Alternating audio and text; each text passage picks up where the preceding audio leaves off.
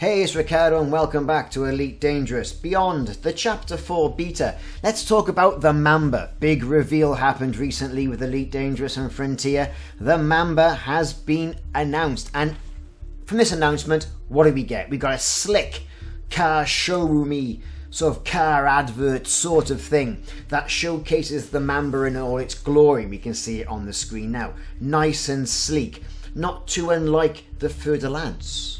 Right? You can see it's definitely been channeled from that. But, you know, is it any good? What's it going to be like? Yes, it's red. It's a bit like the Starsky and Hutch, is it Gran Torino that Starsky had in those sort of colours. And I think that's what sort of attracts people to that sort of ship. Now, to me, it's obvious the Mamba's design draws its inspiration from the Zorgon Peterson's famed Fer de Lance ship. We can all see the Fer de Lance aspects of this here. Easily. However, you know, the Fer de Lance is very capable, right, with class 4 weaponry, and, you know, overall the Fer de Lance, it's a fantastic fighter, a brilliant fighting ship, and no one can effectively deny that.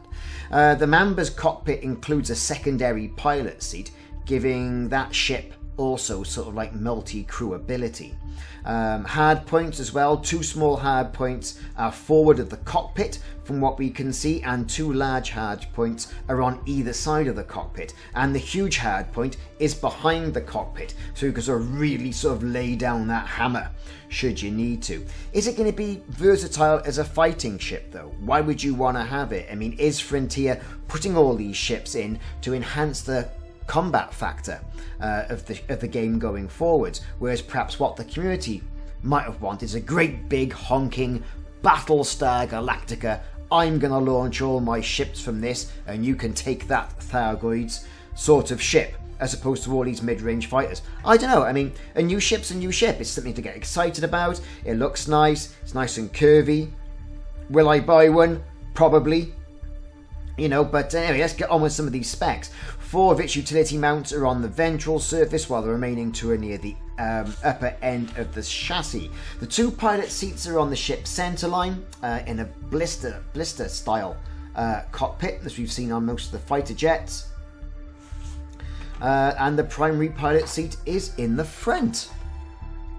So anyway, enough of this. What's this shiny, lovely ship going to cost you out the door? Well, rumours has it it's knocking around about 56 million, with an insurance cost of 2.8 million in its stock configuration. So to continue with this, we've got a top speed knocking in at 316 meters per second with a boost speed of 387 meters per second. Now that is unengineered. Shields are knocking in at 280 megajoules with armor of 270, so not bad. Hull mass of 280 and fuel capacity standard of 8 tons. Now, stock jump range is 6.43 light years, but obviously you can engineer that to your little heart's content. Now let's start talking about the good stuff.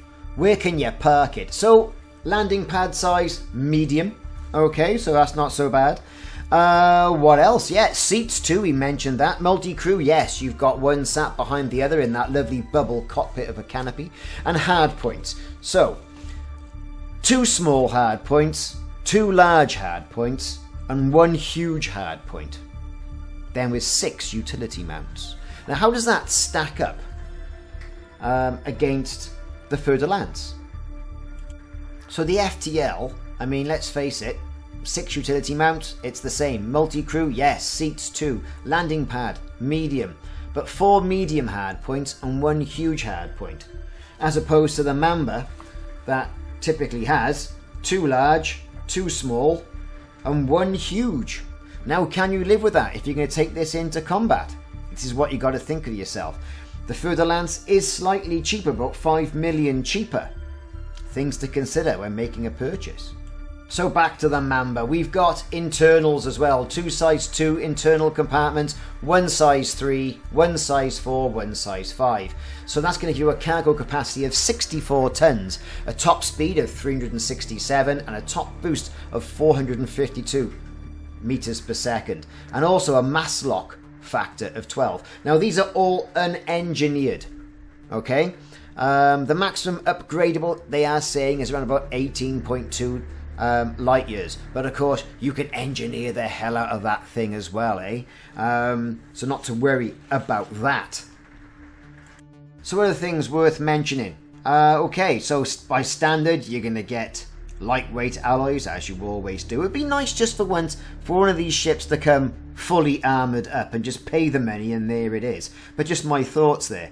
The reactor bay is class 6, thrusters class 5, frameshift drive class 4, life support class 4 as well, power couplings class 6, it's quite big for a ship like that, and the sensor suite also class 4. Fuel store is a little on the light side with a class 3, and of course, you know, you've got the ability to carry about as stock 64 tons worth of cargo.